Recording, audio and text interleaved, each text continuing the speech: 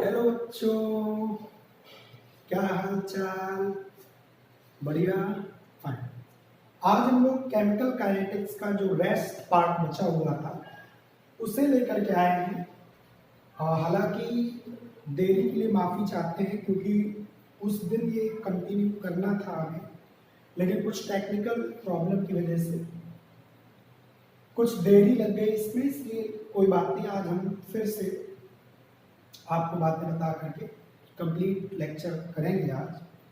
Okay, तो हमें बात करनी थी effect of temperature on rate of reaction, जिसमें हमने कहा था कि अगर किसी रिएक्शन को देखा जाए तो रिएक्शन प्रॉपरली होने के लिए, रिएक्शन में प्रोडक्ट बनने के लिए हमें दो तरह के बैरियर्स की जरूरत पड़ती है। एक आपका ओरिएंटेशन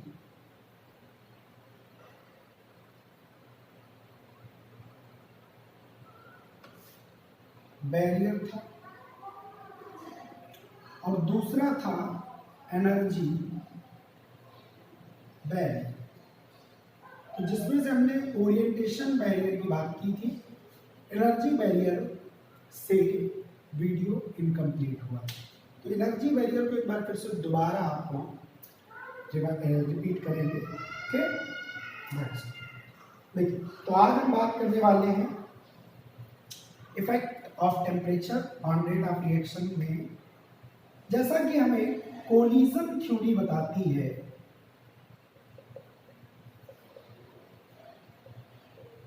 कि कोई भी रिएक्शन प्रोडक्ट तभी बना सकती है जब उसमें रिएक्टेंट मॉलिक्यूल्स का प्रॉपर ओरिएंटेशन, और प्रॉपर ओरिएंटेशन ही काफी नहीं है, उनके पास एक प्रॉपर एनर्जी भी होनी चाहिए।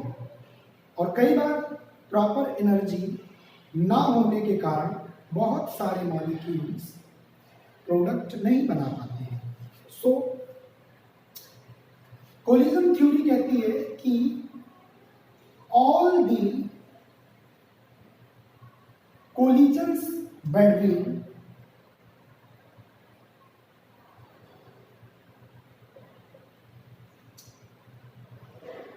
all the collisions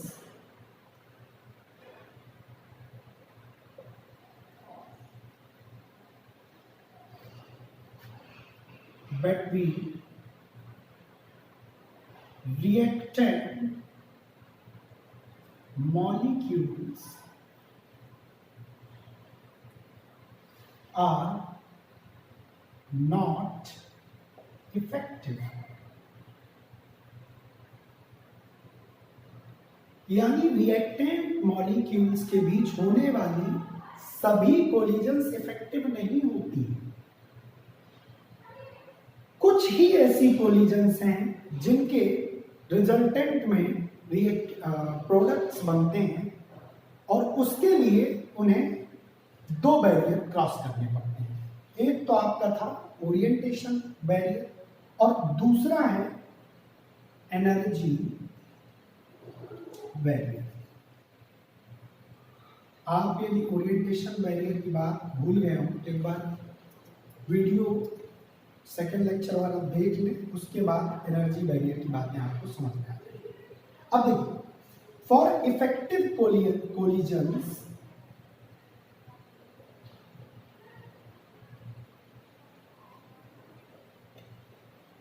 थ्योरी कहती है कि रिएक्टेंट्स के पास एक प्रॉपर एनर्जी का होना जरूरी है। जैसे अगर हम देखें, हमारे पास एक ग्राफ है, मान लिया प्रोडक्ट की कोई एनर्जी है, रिएक्टेंट्स की कोई एनर्जी है, यहां हमारा एनर्जी चल रही है और यहां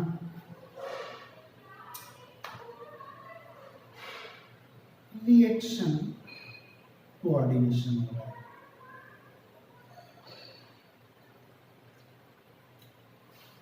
और प्रोडक्ट बनाना है तो उनके पास एक बैरियर होता है एनर्जी का, जिसे क्रॉस करना ही पड़ता है। और जब मॉलिक्यूल इस एनर्जी बैरियर को क्रॉस कर लेते हैं तो हमारा प्रोडक्ट बन जाता है। देखो ये आप खुद सोच लो, जब प्रोडक्ट बन जाएगा तो आप देखो एनर्जी कम है, लेकिन उस रास्ते तक जाने के लिए, उस रास्ते को पार करने के लिए हमें कुछ एनर्जी की जरूरत पड़ती है, जिसे हम एनर्जी बैरियर कहते हैं। और इस एनर्जी बैरियर को पार करने के लिए जो एक्स्ट्रा एनर्जी हम रिएक्टेंट मॉलिक्यूल्स को प्रोवाइड कराते हैं, उस एक्स्ट्रा एनर्जी को हम एनर्जी ऑफ एक्टिवेशन EA से रिप्रेजेंट करते हैं। यानी हमारे अगर मान लिया रिएक्टेंट मॉलिक्यूल्स के पास 10 जूल एनर्जी थी और हमारे पास बैरियर लगा है कि आप प्रोडक्ट तभी बना सकते हो जब आपके पास 50 जूल एनर्जी, तो भाई 10 जूल से 50 जूल पहुंचना है तभी प्रोडक्ट आपका बनेगा। दैट्स मीन हमको ये जो एक्स्ट्रा 40 जूल की एनर्जी रिएक्शन को फॉरवर्ड डायरेक्शन में कराने के लिए जरूरी होती है, उसे हम कहते हैं एक्टिवेशन एनर्जी। और ये जो टोटल एनर्जी है, इस एनर्जी बैरियर को बोला जाता है थ्रेशोल्ड एनर्जी।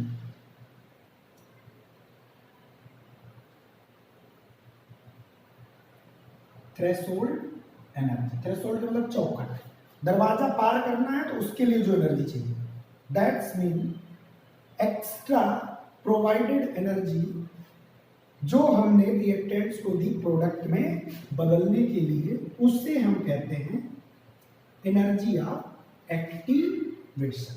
तो इतना एक्स्ट्रा अमाउंट जो आप 40 जूल का दोगे या प्रोवाइड कराओगे रिएक्टेंट्स को, तब आपका प्रोडक्ट बन जाएगा। अब प्रोडक्ट की एनर्जी बनने के बाद स्टेबिलिटी बढ़ जाती है, तो कम भी हो सकती है रिएक्टेंट से, ज्यादा भी हो सकती है, एक्सोथर्मिक और एंडोथर्मिक, यानी एब्जॉर्ब भी कर सकती है रिएक्शन एनर्जी को और रिलीज भी कर सकती है, वो बात की बात है। लेकिन हमें प्रोडक्ट बनाने के लिए जिस रास्ते से जाना है, उस रास्ते को पार करने के लिए जो रिक्वायर्ड एनर्जी है, उसे कहते हैं हम energy of activation. That's all. तो एनर्जी ऑफ एक्टिवेशन क्या होगी? EA बराबर टोटल हमारे पास कितनी, इसको मान लो मैंने कह दिया थ्रेशोल्ड एनर्जी ET माइनस ये क्या होगी, ये कोई ER रिएक्टेंट्स की पहले से, अगर हम ET से ER घटा दें, यानी energy of activation is equal to E threshold minus E reactant. That's it. इस एनर्जी के द्वारा ही रिएक्टेंट्स प्रोडक्ट में चेंज हो पाते हैं। यानी दो तरह के हमें प्रॉपर कॉम्बिनेशन चाहिए, एक तो प्रॉपर ओरिएंटेशन होना चाहिए। अब प्रॉपर ओरिएंटेशन हो भी गया तो जरूरी नहीं कि प्रोडक्ट बन जाए, उसके साथ ही साथ हमें प्रॉपर एनर्जी की भी रिक्वायरमेंट होती है, यानी एनर्जी बैरियर को भी रिएक्टेंट मॉलिक्यूल्स को पार करना पड़ता है प्रोडक्ट तक पहुंचने के लिए। इस एनर्जी बैरियर को थ्रेशोल्ड एनर्जी और जो एक्स्ट्रा एनर्जी आप रिएक्टेंट्स को प्रोवाइड कराते हो उस बैरियर को क्रॉस करने के लिए, उसे हम बोलते हैं एनर्जी ऑफ एक्टिवेशन या एक्टिवेशन एनर्जी। ओके, पॉज करके नोट कर लिया मेरे लिए। अब देखो, इसी कोलिजन थ्योरी से हमें एक बात पता चली कि सभी टाइप्स के मॉलिक्यूल्स की एनर्जी सेम नहीं होती। मॉलिक्यूल्स के अलग अलग फ्रैक्शंस की एनर्जी अलग अलग होती है। यानी अगर हम फ्रैक्शन ऑफ मॉलिक्यूल्स और उनकी एनर्जी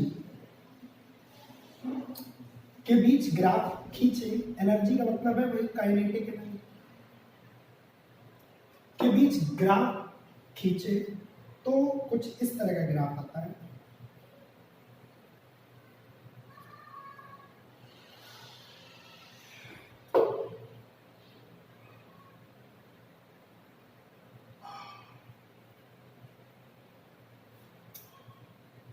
मॉलिक्यूल्स के कुछ फ्रैक्शन FON की एनर्जी मान लिया कुछ है 10 जूल, उसके कुछ फ्रैक्शन की एनर्जी मान लिया कुछ है 15 जूल। ऐसे अलग अलग फ्रैक्शन की अलग अलग एनर्जी।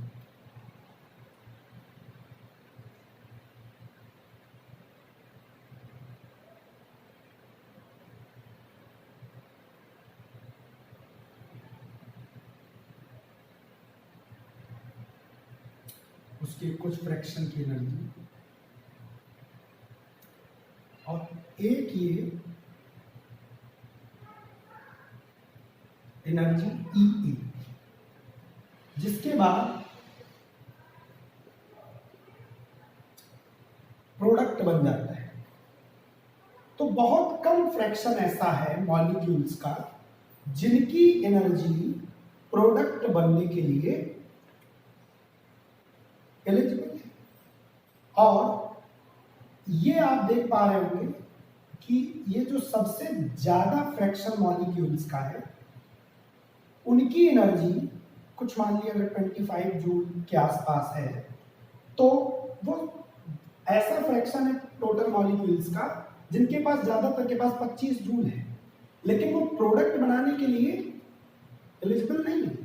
उसके लिए हमें कुछ एक्स्ट्रा अमाउंट देना पड़ेगा एनर्जी, जिसे हम क्या कहेंगे एनर्जी ऑफ एक्टिवेशन। तो यहां से निकल के आती है बात कि फ्रैक्शन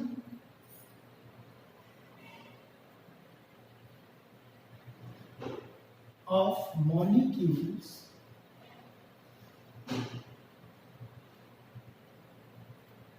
ये जो थोड़ा सा फ्रैक्शन है जो प्रोडक्ट में कन्वर्ट हो रहा है, ये पता चला which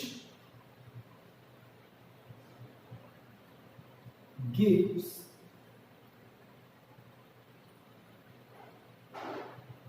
product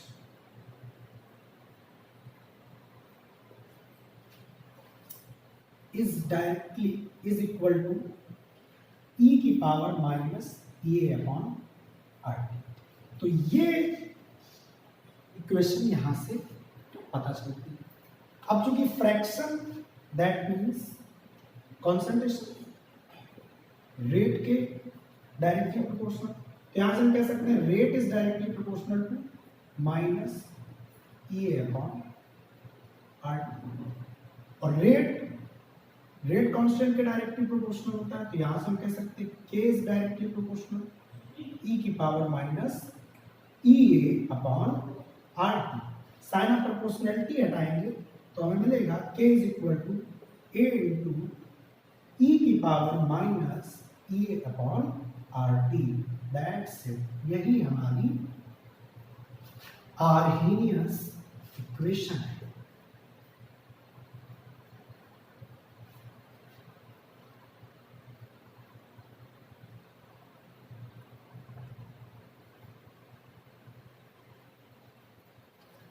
ये हमारी आर्हेनियस इक्वेशन से पता चलती है।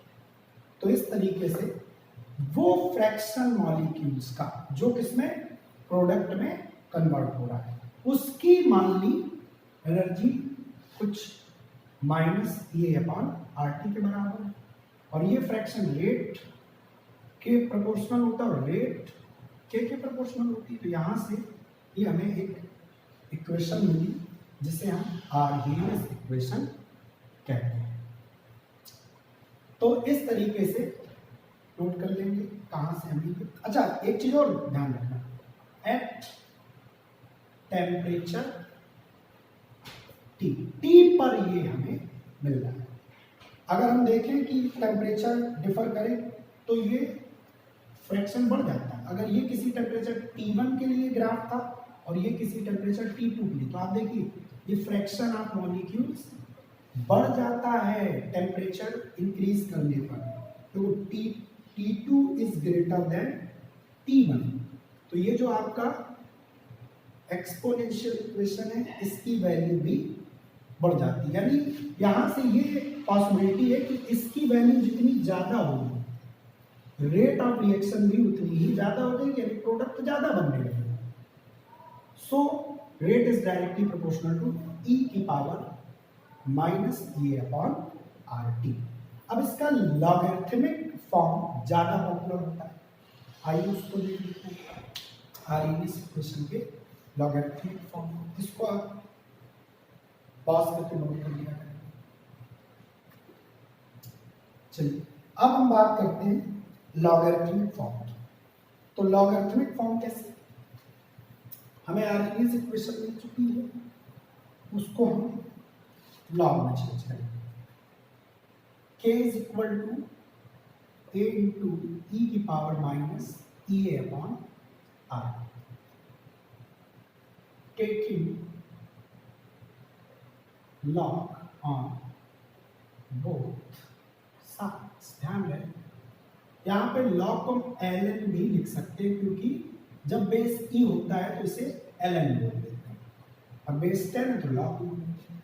तो यहाँ से क्या मिलेगा हमें, सीधा log ही तो बोल देते, log के बेस e है is equal to log m into n है, तो क्या हो जाएगा log a plus log b, तो that's mean log a plus log base e की power minus e a upon RT।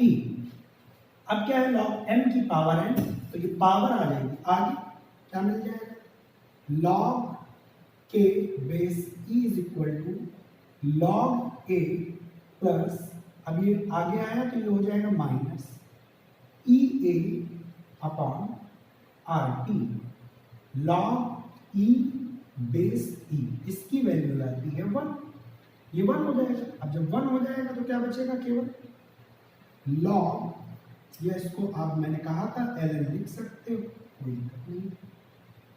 log k is equal to base अभी भी e है, log a minus E A upon RT, एक form में। अब इसी को अगर हम चेंज करना चाहें बेस 10 की फॉर्म में, तो जैसा कि हम जानते हैं बेस 10 में बेस e को 10 में कन्वर्ट करने के लिए 2.303 का मल्टीप्लाई कर देते हैं। तो जैसे ही यहाँ पे हम 10 बेस लाएंगे तो 2.303 मल्टीप्लाई में आ जाएगा, लॉग बेस बदल के 10 हो जाएगा, k इज इक्वल टू यहाँ भी 2.303 log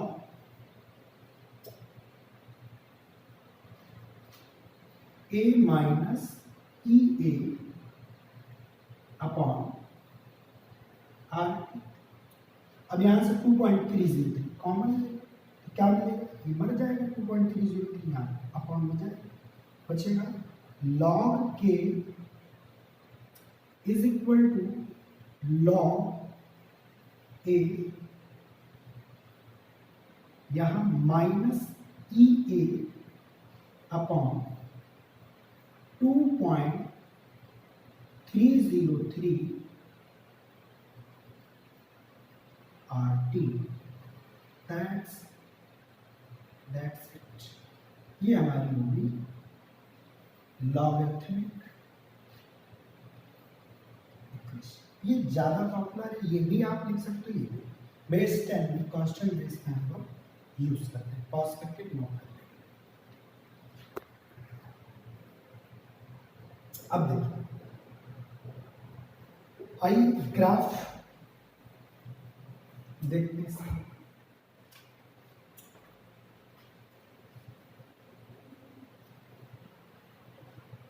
log a versus 1 upon T graph. जरा इसको हम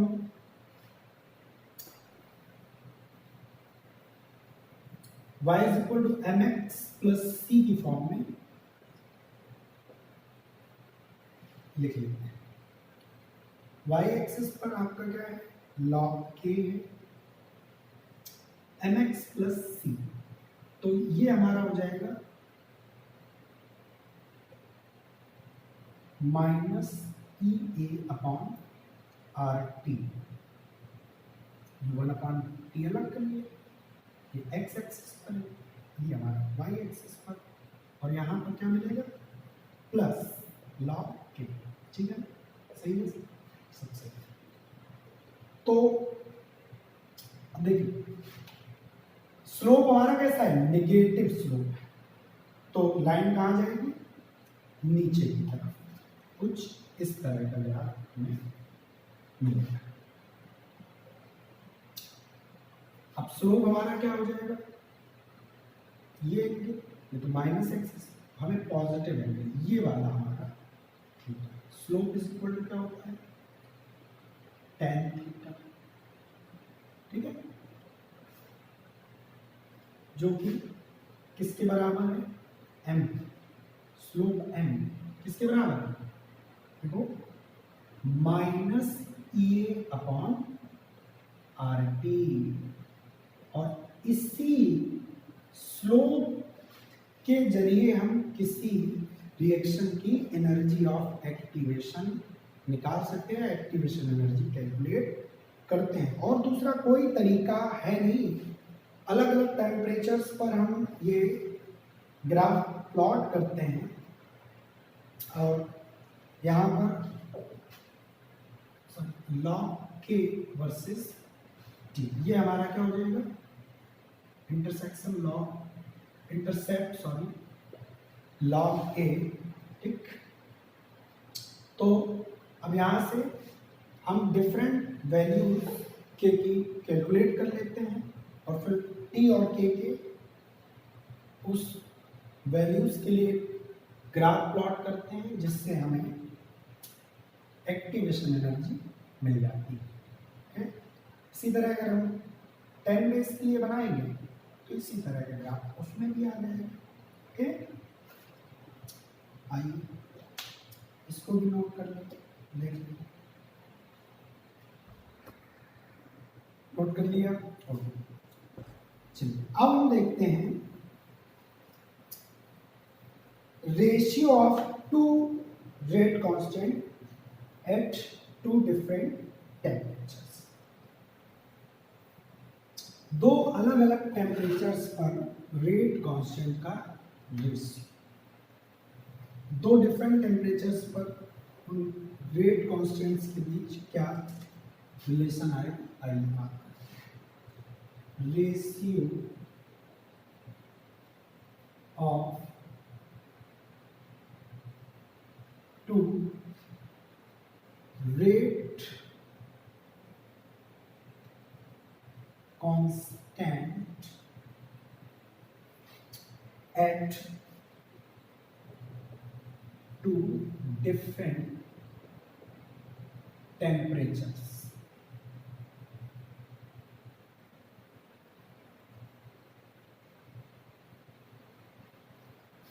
ठीक है, दो डिफरेंट टेम्परेचर्स पर, मान लिया किसी टेम्परेचर T1 पर रेट कांस्टेंट K1 है, और किसी टेम्परेचर T2 पर रेट कांस्टेंट K2 है। और एक चीज एज्यूम कर लेंगे कि हमारी जो EA and pre exponential factor A है, ये दोनों टेम्परेचर इंडिपेंडेंट है। Assume E and A are temperature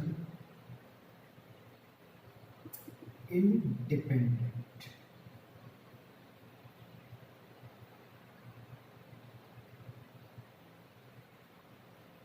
okay,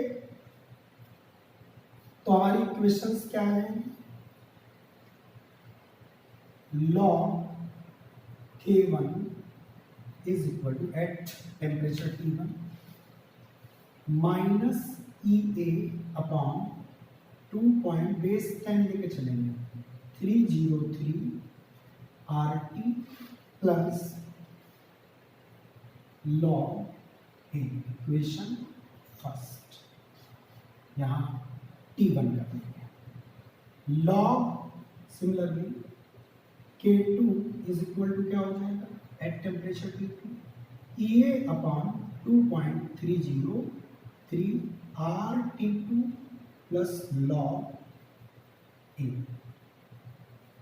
equation second. अब देखो डिवाइड नहीं करेंगे, इनको क्या करेंगे सब्ट्रैक्ट कर लेंगे, सेकंड माइनस दूसरी से पहली को घटाएंगे, क्या मिलेगा log K2 minus log K1, left का लेफ्ट से राइट का राइट से सब्ट्रैक्ट करो,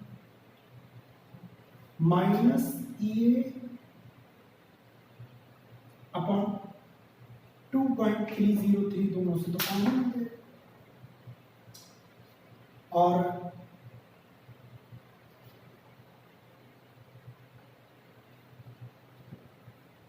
लॉग ए से लॉग ए कैंसिल हो गया, तो मिलेगा माइनस सॉरी EA अपॉन 2.303। चाहो तो पूरा लिख दो, कोई दिक्कत नहीं, RT2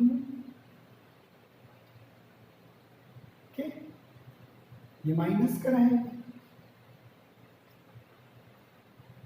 और ये वाला आ जाएगा प्लस का, घटा दो उसको, प्लस माइनस माइनस प्लस कर देगा, ये मर जाएगा EA अपॉन 2.303 RT कॉमन क्या मिलेगा m minus n, m upon n log K2 upon K1 is equal to EA upon 2.303 R, और क्या बच जाएगा T1 प्लस का है तो इसको पहले 1 upon T1 minus 1 upon T2। अब बार बार ये T1 T2 किसको पहले लिखेंगे ये भूल जाते हैं जनरली, तो इसके लिए सीधा इसमें आप मल्टीप्लाई करके इसको इस तरह से लिख सकते हो, एलसीएम लेके log K2 upon K1 is equal to EA upon 2.303 R, और यहाँ लिख दो T1 T2 और ऊपर हो जाएगा T2 माइनस T1। ऐसा क्यों कर रहे हैं, क्योंकि हमें पता है temperature T2 is greater than T1, तो बड़े वाले से छोटे को घटा रहे हैं, इसलिए T2 माइनस T1। इस तरह से भी हम इस इक्वेशन को लिख सकते हैं, इस पर भी काफी सारे न्यूमेरिकल्स आ जाते हैं।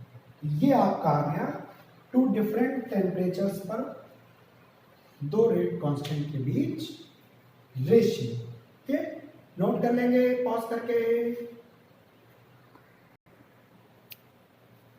चलिए कुछ क्वेश्चंस देखते हैं। मान लो हमसे कह रहा है for a particular reaction pre-exponential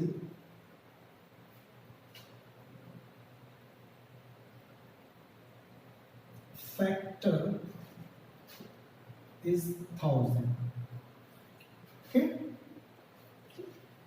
and activation energy is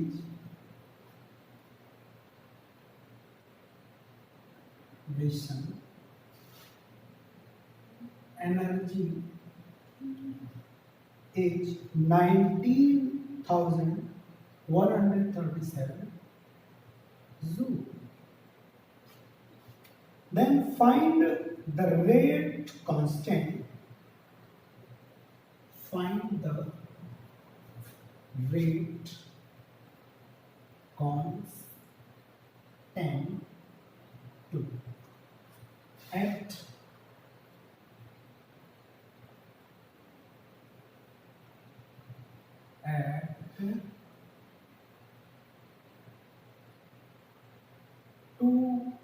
27 degree Celsius. हमसे कह रहे हैं 227 डिग्री सेल्सियस पर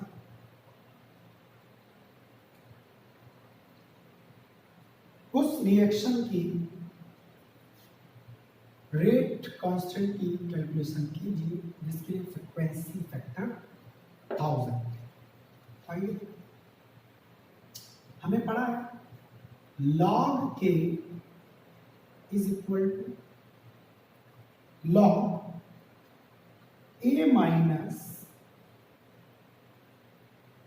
बेस ध्यान में 10 EA अपॉन 2.303 RT।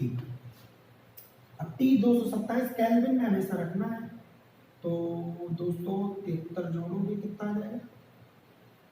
3,500। R की वैल्यू भी हम जानते हैं 8.314 मोल पर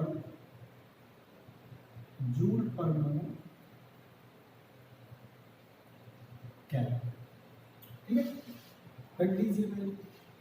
हमें k फाइंड करना है, तो log k is equal to log a की वैल्यू हमें दे रखी 1000 log 1000 बेस 10 माइनस ये कितना है 19 1 37 बटे 2.303 इंटू 8.314 इंटू 500। ओके, अब देखो ये कितना हो जाएगा, ये आपका 2 जीरो पॉइंट में जाएगा। ठीक, ये आपका अप्रॉक्सीमेटली यहाँ पे लिखिएगा log के बेस 10, ये 10 टू द पावर 3, तो 3 log 10 की वैल्यू माइनस ये कितना बचेगा, इसका मल्टीप्लाई लगभग आ जाएगा यही। ठीक है,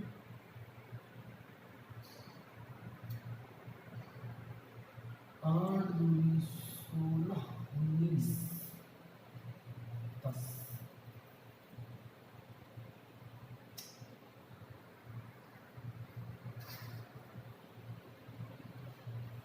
काट दो,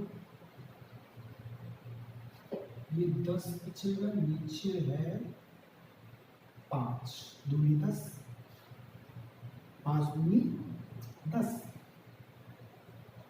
तो 2 3 minus 2 log k is equal to 1 या एंटी लॉग ले लोगे तो k is equal to 10 to the power, ये आपका आ जाएगा रेट।